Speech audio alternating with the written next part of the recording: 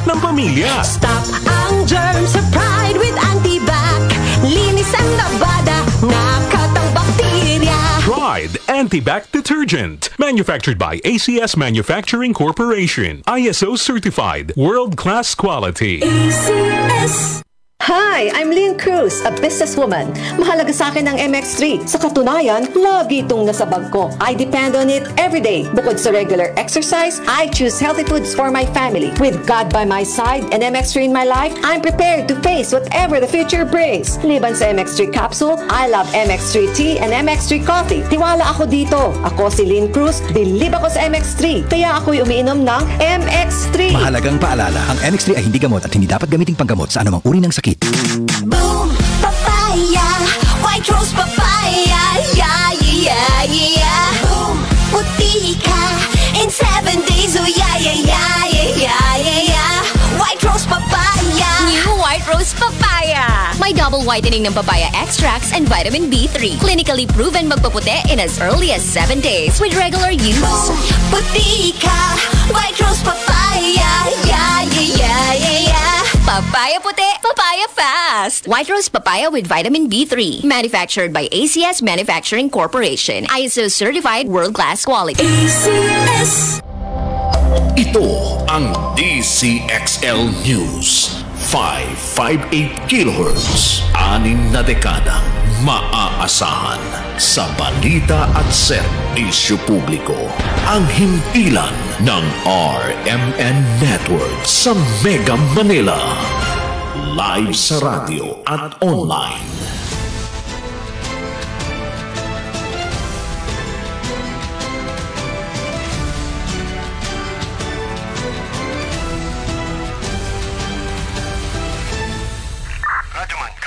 Live mong napapakinggan sa Luzon, Visayas, Mindanao. Narito na ang mahahalagang kaganapan sa loob at labas ng bansa. Unang-una mong narinig. Sabayan na po tayong napapakinggan sa 65 RMN stations nationwide. Nandito tayo ngayon sa Ilagang Signal TV, Channel 309. Aris, bigapon kita diri. At sa WRMN, New York, USA. Wala pang ibang reporter dito. Napapanood din tayo sa YouTube at Facebook channel ng RMN Worldwide. Mula po sa RMN Broadcast Studios, Atlanta Center, Manila. Narito ang inyong kasamang tagapagbalita. RMN Network News. Mga kasama, magandang hapon po. Hapon ng Sabado, January 13, 2023. Radyoman Rod Marcelino. At Radyoman Rhea Mamogay Su. At sa ulo ng ating mga maiinit na balita. Metro Manila at 26 na probinsya tatamaan ng matinding tagtuyot ngayong Pebrero ayon sa Pag-asa. Mainit na panahon ngayong 2024 kumpara noong nakaraang taon ibinala ng United Nations. Ilang negosyante sa Baguio City umaaray sa epekto ng diarrhea outbreak. Kaso naman ng gastroenteritis cases patuloy ang pagbaba. At Representative Castro dismayado at iginiit na napagkaitan ng hustisya sa pagkakabasura ng grave threat complaint laban kay dating Pangulong Duterte. DFA pinatitiyak sa gobyerno ng Iran ang kaligtasan ng 18 Filipino seafarers na kasama sa mga nabihag ng Oman. Sa police report, senior citizen patay matapos ihagis ng isang lalaki mula sa second floor ng Vigan City Public Market. Sa international news, record-breaking cold weather forecast inilabas ng National Weather Service sa maraming estado ng Amerika. Libo-libong flights na kansela at power outages nararanasan na. Sa sports, Asia All-Star Team sa Japan na karamihan ay mga Pinoy imports masusubok sa Japan B-League All-Star ngayong hapon. At sa ating entertainment news, comeback movie ng actress, TV host at singer na si Tony Gonzaga Soriano mapapanood na sa mga sinihan simula sa January 31, 2024. RMN Network News. Mga kasama, sa detalye po ng ating mga balita ngayong hapon, tatamaan ng tagtuyot ang Metro Manila at 26 na probinsya ngayong Pebrero. Ito ang inihayag ng Philippine Atmospheric Geophysical Astronomical Services Administration o Pag-asa. kasunod ng nararanasan na El Nino phenomenon sa bansa. Bukod sa Metro Manila, nagbabanta rin ang matinding taktuyod sa mga probinsya ng Abra, Benguet, Ifugao, Kalinga, Apayao, Mountain Province, Ilocos Norte, Ilocos Sur, La Union, Pangasinan, Cagayan, Isabela, Nueva Vizcaya, Quirino, Bataan, Nueva Ecija, Pampanga, Tarlac, Zambales, Aurora, Cavite, Rizal, Occidental Mindoro at sa Maypalawan. Posible ring makaranas ng tagtuyot ang Negros Occidental sa Visayas at Basila naman sa may Mindanao. Ayon kay Pag-asa Administrator Nathaniel Servando, batay sa kanilang pagtataya, mararanasan ang moderate to severe drought conditions sa Metro Manila ngayong Pebrero hanggang sa Hunyo po yan. Dry conditions naman sa Bulacan, Quezon Province, Bohol, Siquijor, Southern Leyte sa Visayas, Zamboanga del Norte, Zamboanga del Sur, Zamboanga Sibugay, Bukidnon, Camiguin, Misamis Occidental, Misamis Oriental, Davao del Norte, Dinagat Islands at Surigao del Norte sa may Mindanao. Dry spell ang tatama sa Batangas, Laguna, Marinduque, Oriental Mindoro, Romblon, Spratly Islands, Camarines Norte, Camarines Sur at Catanduanes at iba pang bahagi ng bansa. Masasabing drought ang nararanasan kung aabot po sa 5 buwan na below normal ang pag-ulan.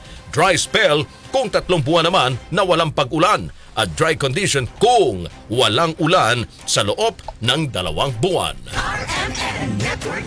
Posibleng maranasan naman ang mas mainit na panahon ngayong 2024 kumpara noong 2023. Ito ang babala ng United Nations kasunod ng epekto ng El Nino phenomenon sa buong mundo kung saan pinalalapan ng emisyon.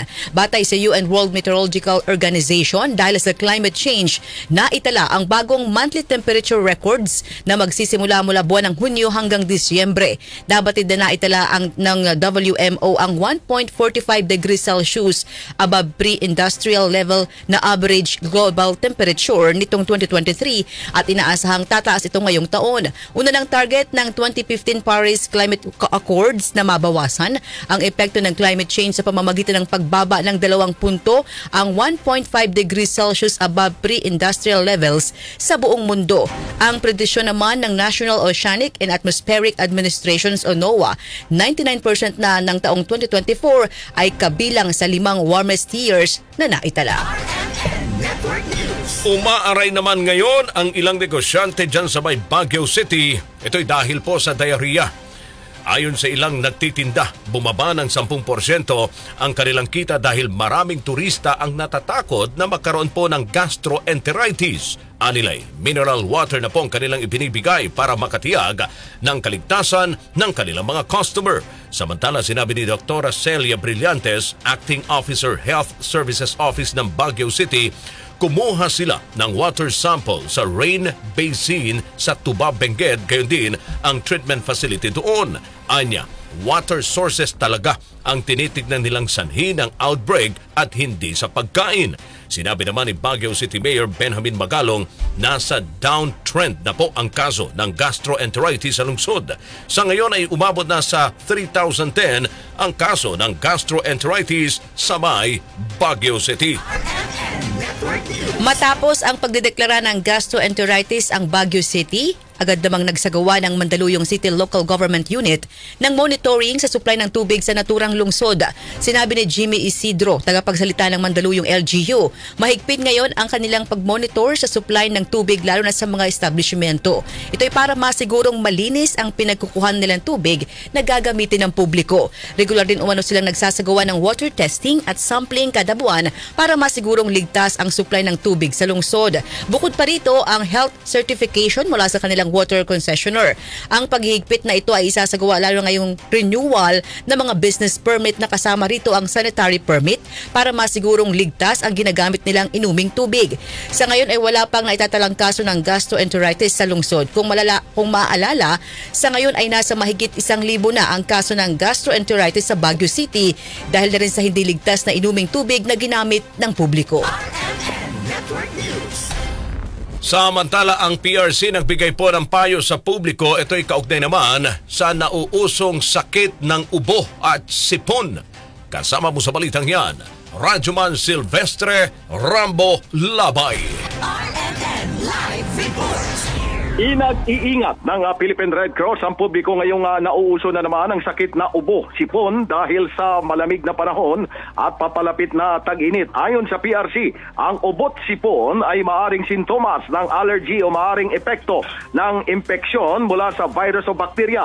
Paliwanag ng PRC, maaari ring may kakibat na mas malalang sakit o senyales ng impeksyon sa baga o daluyan ng hangin.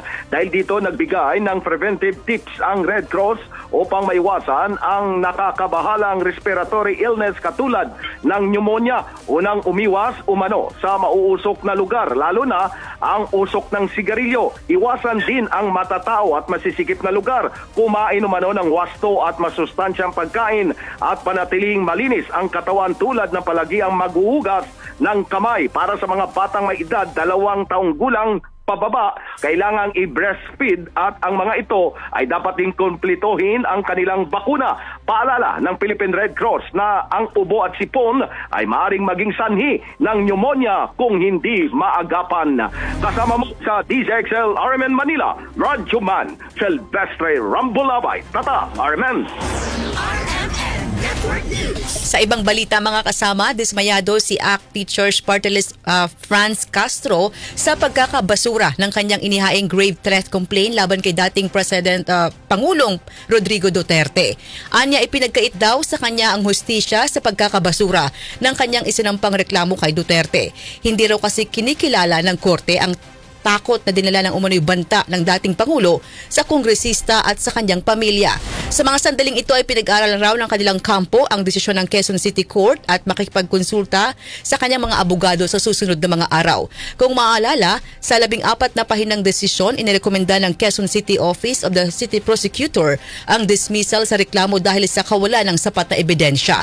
Noong November 2023, inakusahan ni Castro si Duterte na siya ay binantaan base sa pahayag ni Duterte sa isang television interview. Nagbabala naman ang Catholic Bishops Conference of the Philippines o CBCP na hindi panlunas sa lahat ng problema ng bansa ang charter change. Ito'y sa gitna ng mga nag-iikot ngayon sa iba't ibang bahagi ng bansa para mangalap ng pirma na sumusuporta sa Chacha. Ayon kay CBCP Episcopal Commission on Public Affairs, maling isipin na magbabaliktad ang tagbo ng ating bansa sa pagbabago ng konstitusyon. Anila'y binabaliwala ng mga nagkasusulong ng Chacha ang pinaka-epektibong panlunas sa mga karamdaman ng bansa tulad ng pagsugpo sa korupsyon, political agenda, accountability, pagtataguyod ng katarungang panlipunan, pagkakapantay-pantay at paghahati ng mga pangunahing serbisyong panlipunan. Samantala, pumalag ang ilang labor groups at political parties sa TV advertisement na bumabatiko sa 1987 Constitution at nananawagan ng charter change. Sa nasabing TV ad, imbes na Itcha Puwera ay ginawa itong salitang Edsa Puwera, kung saan ipinakita ang mga problema ng bansa simula noong 1986 People Power Revolution at pagkakatatag ng 1987 Constitution. Nabatid na sa Edsa naganap ang 1986 People Power Revolutions sa panahon ni dating Pangulong Ferdinand Marcos Sr. Gate ni dating na Senator Laila de Lima ang TV ad na Edsa Puwera charter change at isang basura at isang banta upang sirain ang EDSA People Power kung saan target nitong baguhin ang kasaysayan.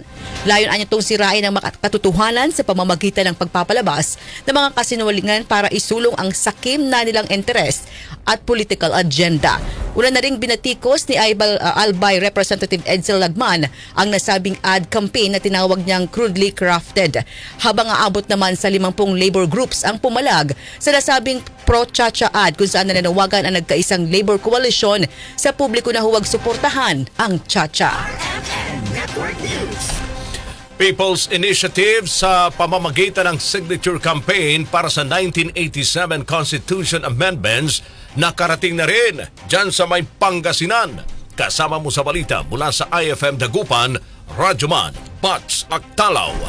RMN Live Report. Makalat ang balita na nakarating na din dito sa lalawigan ng Pangasinan na sinasabing People's Initiative sa pamamagitan ng signature campaign kung saan nakapaloob dito ang pag-amyenda sa artikulo ng 1987 Constitution. Sa mga impormasyon na pinadala sa IFM Dagupan, in-schedule ang pagpapatawag sa mga residente ng bawat bayan. Hinahanapan naman ito ng voters ID bagamat wala naman daw bayad dito sa ilang na 100 piso kagaya ng ibang mga lugar. Hindi naman lahat ng bayan sa lalawigan ng Pangasinan ay nakatanggap ng ganitong klase ng usapin. Samantala, maging mga ilang barangay officials na hindi na nagpabanggit ng pangalan ay kinumpirma sa IFM Dagupan na nakatanggap din sila na nasabing kautusan at pinagkawit balikat na lamang ilan ang usapin kaugnay sa nasabing pag-amyenda sa konstitusyon. Kasama na dito sa IFM Dagupan, ito si Idol Bad Sagtalaw, Tatak, RMN. Sa iba pang balita mga kasama, kulang ang mga babiyaheng modernong jeepney sa mga rutang ginagamit ng mga manggagawa, nagtitinda at mga estudyante kapag tuluyan ng hihigpitan ang mga hindi na-consolidate na jeep simula sa buwan ng Pebrero. Ayon kay Piston President Modi Floranda, kabilang sa mga apektadong ruta ang Cubao, Divisoria. Anya nasa 13 modernong jeep lamang ang bumabiyahe rito at 165 ang tradisyonal na jeep. Ang Cubao sa pamamagitan ng E. Rodriguez España at Project 3 na mga ruta na ginagamit naman ng mga empleyado at estudyante sa University Belt sa Maynila ay maapektuhan din kapag ang mga tradisyonal na jeep ay pinaghihigpitan matapos ang mabigong consolidate. Wala umanong modernong jeep na dumadaan sa nasabing mga ruta. Dahil dito ngayon pa lamang nakikita nila ang kakulangan ng public transportation lalo sa kapag rush hour. Una nang sinabi ng Land Transportation Franchising and Regulatory Board o LTFRB na 50% ng mga jeepney sa Metro Manila ang hindi nakaabot sa deadline ng consolidation. Pagpapatupad naman ng 30% increase sa lahat po ng PhilHealth benefits iginiit ng isang kongresista. Kasama mo sa balita, Radyoman Grace Mariano. RMN Live Report. Iginiit nga ni Agri Party List Representative Wilbert Lee sa Philippine Health Insurance Corporation o PhilHealth na itaas sa 30% ang lahat ng benepisyo at coverage na ipinagkakaloob nito sa milyong-milyong mga Pilipino. Ang hirit ni Lee ay sa harap ng napipintong pagtaas ng PhilHealth contribution rate sa 5% mula sa kasalukuyang 4% alinsunod sa Universal Healthcare o UAC law. Ayon kay Lee, hindi lahat ng Pilipino ay may health card o HMO, kaya marami ang sa PhilHealth umaasa sa mahal na gastusin sa pagpapagamot. Magugunitang noong Oktubre ng nakaraang taon ay sumulat pa sila sa PhilHealth at inirekomenda ang 20 to 30% increase sa lahat ng benefit packages and coverages nito. Inihain din nila ang House Resolution number 1407 na nag-aatas sa PhilHealth na i-update ang coverage nito dahil hindi na akma ang case rates dito sa patuloy na pagtaas ng mga bilihin kasama na ang mga tumataas na gasto sa pagpapagamot. Ang naturang mga hakbang ay ginawa ni Lee makaraang mabatid noong Setyembre 2023 na meron palang sobra-sobrang pondo ang PhilHealth at kaya nitong ibigay ang 30% increase sa lahat ng benepisyo para sa mga miyembro. Kasama mo sa DZXL RMN Manila, Radyoman Grace Mariano, Tatak Arimel.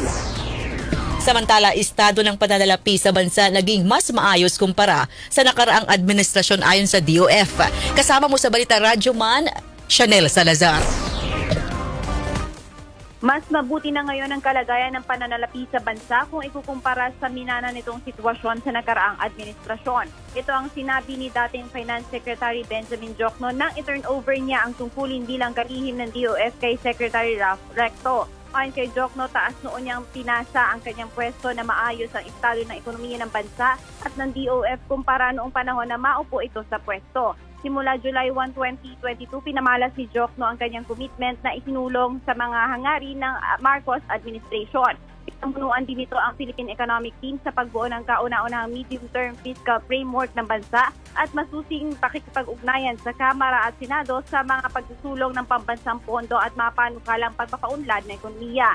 Bukod dito na isagawa rin ang 12 International Economic Briefing kung saan nakakuha ng suporta ang Maharlika Investment Fund at natamo ang paglago ng bansa upang maiangot ang buhay ng bawat Pilipino. Kasama mo sa DZXL RMN Manila, Radyoman Chanel Salazar, Tatak Arimen.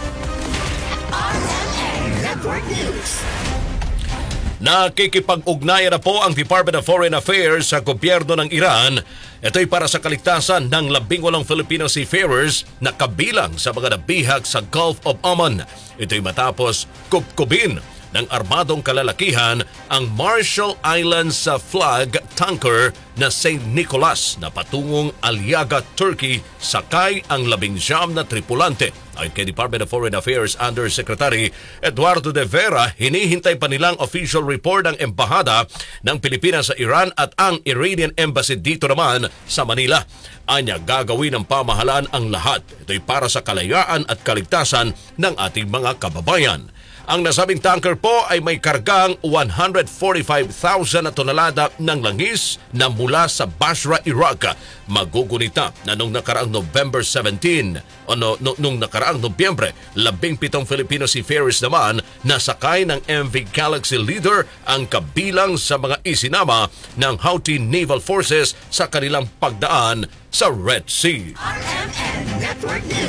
PNP ipinagmalaki na napabilang ang Pilipinas sa mga pinakaligtas na bansa sa Southeast Asia. Kasama mo sa Balita Radyoman, Angel Ronquillo.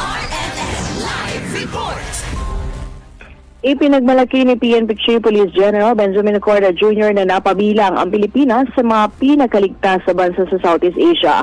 Batay sa Gallup 2023 Global Law and Order Report, pumangatlong Pilipinas sa safest country sa Southeast Asia na may score na 86, sumunod sa Vietnam at Indonesia nagtapon nakuha ng score na 90. Sinabi ni Acorda na malaki may tutulong nito pang mas marami pa investor at turista ang mahikayat na bumisita sa Pilipinas. Binigyan din pa ni Acorda na malaki ang suporta ng komunidad upang mapanatili ang kapayapaan at seguridad sa ating bansa. Kasama mo sa DZXLR Manila, Radyoman Angel Ronquillo, Tatak Arimen. At sweat it out for a cause ng RMN Foundation at Inner Wheel Clubs of the Philippines District 3A3. Marangkada na po dyan sa may South Park Mall sa may Muntinlupa City. Nandyan nakaantabay at sumasama rin sa Zumba si Radyoman Mike Goyagoy. Mike! RMN Live Report! Radyoman Road at Radyoman Rhea, matapos ang 3 taong pamamahinga matapos ang pandemya, muli ngayon nagbabalik at talagang puro indakan itong Sweat It Out for a Cause event ng RMN Foundation at ng Inner Wheel Clubs of the Philippines District 3A3. Ngayon 2024, ang Sweat It Out for a Cause ay isang fundraising event para tulungan ng mga kababayan na makipaglaban sa cervical at breast cancer. Kung makalimutan ng pondo, may magbibili kayo ng pink t-shirt sa entrance activity area ng South Park at sa Muntinlupa City, talagang 399 pesos. Kung saan ito na rin na magiging ticket para sa gustong magsumpa o kaya mag-yoga dito sa nabanggit na mall. Simulan kanina ang aktibidad sa pamamagitan ng District Rally o yung pag-welcome sa mga bagong miyembro ng Inner Wheel Club at ang pagpapakilala sa kanilang vision and vision. Mamayang alauna naman, magkakaroon ng symposium para sa cervical at breast cancer awareness. Susundan agad ito ng talakayan ng kinalaman sa mental health. Bandang alas 6, dito na mag-iindakan dahil susunod na ang Dance and Fitness Marathon. Tinatayang abot sa 300 participants ang makikibahagi dito. Abot naman sa 30 na mga volunteer dance instructors ang mangunguna sa workout, yoga at mindfulness activities. At ganito ang pahayag ni Dr. Annaliza Bolinao, ang Sweat It Out founder ng Inner Wheel Club District 3A3. Layunin, ang pinaka-reason bakit tayo nagkaroon ng activity ay para po makatulong, no? Yung proceeds po nitong Sweat It Out for a cause natin ay napupunta sa mga pasyente na nangangailangan. Halimbawa, ngayong taon cervical cancer and breast cancer. So, yung funds na makukuha natin dito ay ilalaan natin para po sa awareness ng cervical and breast cancer. Ngayon, kung meron pasyenteng nangangailangan ng tulong naman, agad namin itong pinapauna para po malalaman natin kung kanino natin ibibigay yung proceeds of this Sweat It Out for a Cause. Yan ang naging pahayag ni Dr. Annaliza Bolinao, ang Sweat It Out founder at hindi ng Inner Wheel Club District 3A3 chairperson. Kasama sa DZXL RMN Manila, Radyoman Mike Goyagoy, Tatak RMN.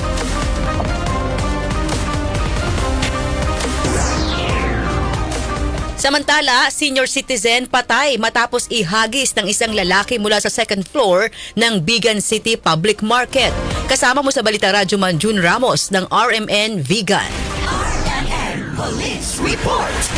Died on the spot ang biktima matapos siyang ihagis ng suspect mula sa second floor ng Vigan City Public Market. Ang biktima ay nakilalang si Rosario Rabang Regua, 74 years old at residente ng Barangay Pantay Fatima, Vigan City. Ang suspect ay nakilala namang si Angelo Garcia Pido, 22 anyos at residente ng Barangay Tayak, Bantay, Ilocos Sur. Ayon sa Vigan City Police Station, may nakakitang nag-usap ang dalawa sa second floor ng public market at bigla na lang binuhat ng suspect ang biktima at inihagis niya ito na nakarating sa ground floor ang biktima. Agad na tumakas ang suspect matapos nito pero agad ding nadakip ng mga nagrespondeng miyembro ng Vigan City Police. Sinubukang i-revive ng mga miyembro ng CDRRMO ang biktima pero dineklarang died on the scene ni Dr. Leilani de la Cuadra. Kasama mo sa RMN Vigan, Radyoman Jun Ramos, Tatak RMN.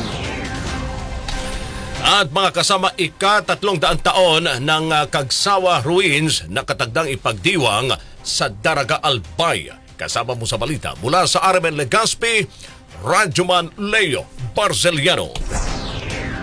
Sa ika-300 taon ng Kagsawa Ruins Festival sa bayan ng Daraga Albay sa Bicol Weekend, handang-handa na ngayon ang Department of Tourism sa pangunan ni Director Herbie Aguas at ang pamunang bayan ng Daraga. Babalikan ng makasaysayang kwento ng panahon ang mga kulturang nakakabit sa masayang nayon ngayon. Abangan ang Kagsawa Festival 2024 sa bayan ng Daraga, Ligasiya sa 300 years.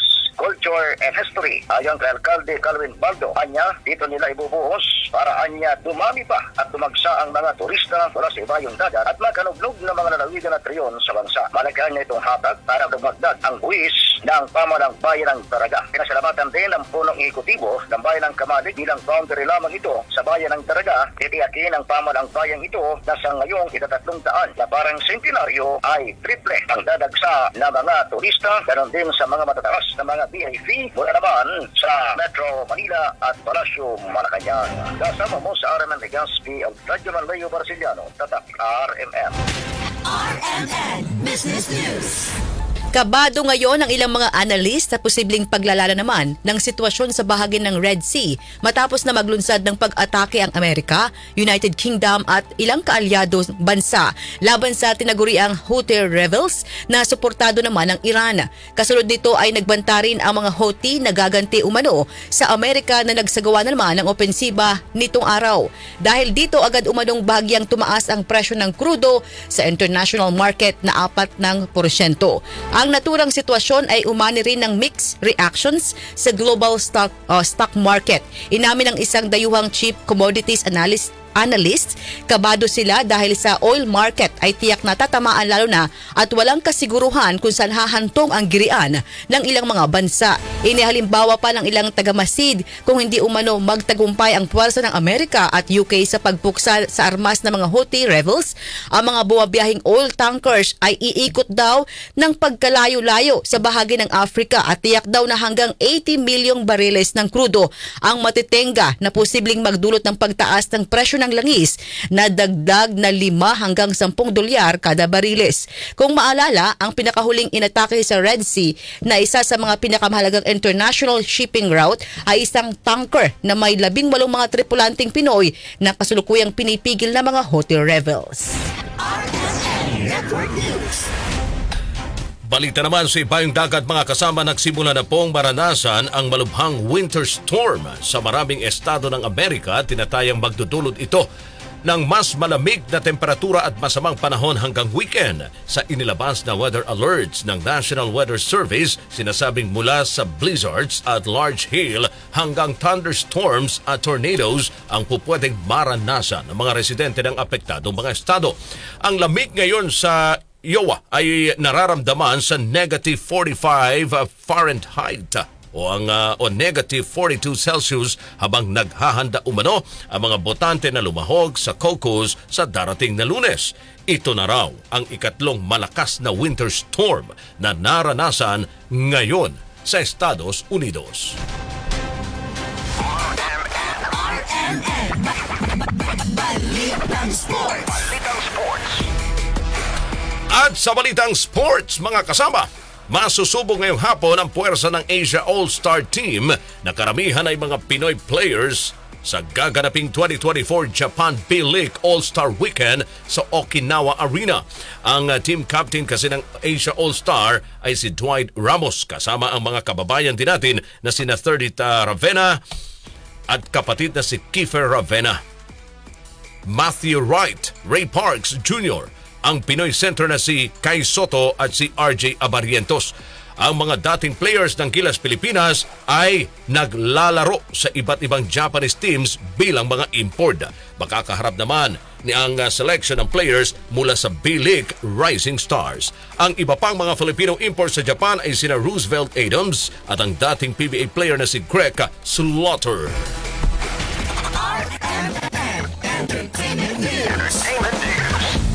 Mark your calendar mga kasama dahil excited na ang mga fans ng actress, TV host at singer na si Tony Gonzaga Soriano sa comeback movie nito na May Sassy Girl, Philippine adaptation ng South Korean romantic comedy film.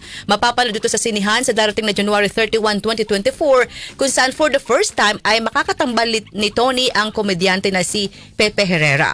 Makakasama rin sa pelikula sina Yayo Aguila, Alma Moreno, Benj Manalo, Boji Pascua, Boboy Garovillo at ang namayapang komedyanteng si Joey Paras.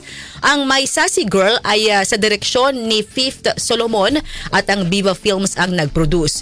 Komento ng mga netizen sa social media post ng Viva Films ay sana mailabas na rin ang trailer ng nasabing pelikula dahil 2021 pa nagsimula ang shooting nitong hanggang sa mabuntis nga at mga anak na si Tony sa pangalawang anak nila ni Direk Paul Soriano. Matatanda ang huling pelikula ni Tony kasama ang TV host, actor at komedyante na si Joey De Leon ay ang My Teacher na opisyal ng kalahok sa Metro Manila Film Festival nitong 2022.